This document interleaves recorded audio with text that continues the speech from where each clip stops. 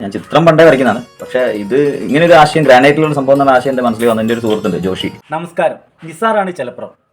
Sara's Naseem നമ്മുടെ കോഴിക്കോട് എന്ന നമ്മുടെ യൂട്യൂബ് ചാനലിലേക്ക് എല്ലാവർക്കും സ്വാഗതം. കേരളത്തിൽ ഗ്രാനൈറ്റ് കാർവിംഗ് ചെയ്യുന്ന വ്യക്തികൾ വളരെയേറെ വിരലിലെണ്ണുന്നവർ മാത്രമേ ഉള്ളൂ. പക്ഷേ നമ്മളെ കോഴിക്കോട് നമ്മളെ ചേർന്നവരിൽ ഒരു വ്യക്തിയുണ്ട്. അതാരാണെന്ന് നമുക്ക് നോക്കാം.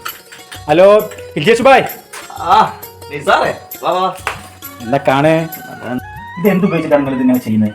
ഇത് എന്ന് പറഞ്ഞാൽ ആകെ ഒരു ടൂളാണ്. ഈ ഒരു ചെറിയ ഉള്ളിയുണ്ട്, ക്യാമറ ഉണ്ട്. ഇങ്ങനെ ക്യാമറ ഉള്ളി ശരി, ഇതുണ്ടോ? ഈ ഒരു ചെറിയൊരു ഉളി ഉപയോഗിച്ചുകൊണ്ടും ഈ ഒരു ഹാമർ ഉപയോഗിച്ചുകൊണ്ടാണ് അദ്ദേഹം ഇത്ര അടിപൊളിയുള്ള ചിത്രങ്ങൾ കൊത്തിയെടുക്കുന്നത്. ഇത്ര മനോഹരമായിട്ടാണ്.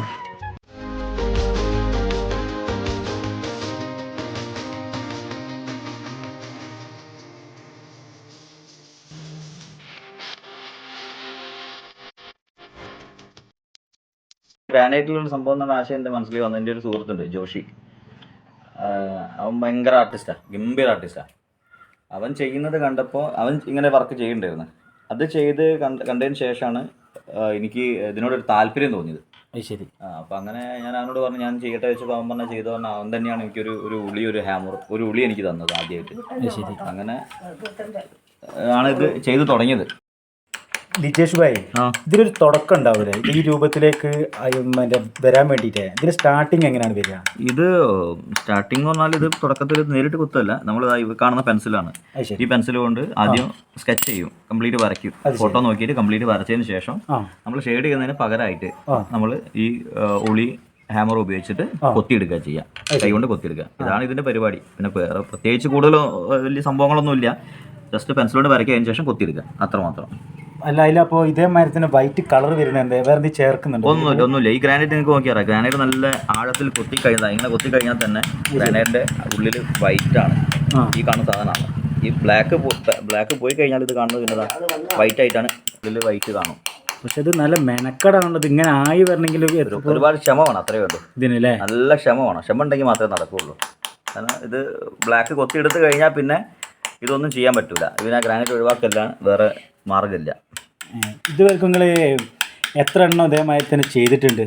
വളരെ കുറച്ചേ ഉള്ളൂ, ഒരു 10-25 എണ്ണൊക്കെ ചെയ്തിട്ടുള്ളൂ. അപ്പോൾ ഇനിയും ഇതിപ്പോൾ ഇതിന് മറ്റേ ഓർഡർ ആരെങ്കിലും തരികയാണെങ്കിൽ നിങ്ങൾ അവർക്ക് വേണ്ടി ചെയ്ത് കൊടുക്കൂലേ?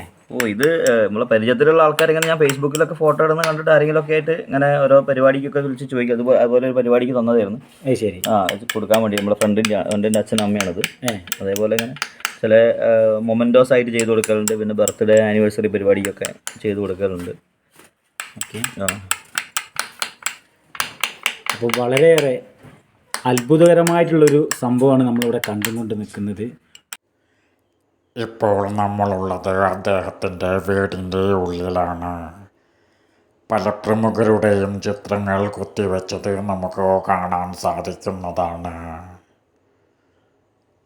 എത്ര ഭംഗിയായിട്ടാണ് അദ്ദേഹം കുത്തിവെച്ചതെന്ന് നമുക്ക് മനസ്സിലാക്കാം.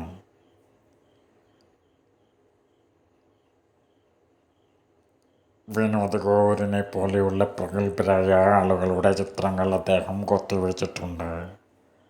വിനോദ് ഗോവറിനെ നേരിൽ കണ്ട് അത് കൊടുക്കാൻ അദ്ദേഹത്തിന് സാധിച്ചിട്ടുണ്ട്. നിങ്ങളുടെ പ്രിയപ്പെട്ടവരുടെ ചിത്രങ്ങൾ ഗ്രാനൈറ്റിൽ കൊത്തിയെടുക്കണമെങ്കിൽ നമ്മുടെ കമൻറ്റ് ബോക്സുമായി ബന്ധപ്പെടുക. വീണ്ടും ഒരു പുതിയൊരു വീഡിയോയുമായി വീണ്ടും കാണാം. നന്ദി, നമസ്കാരം.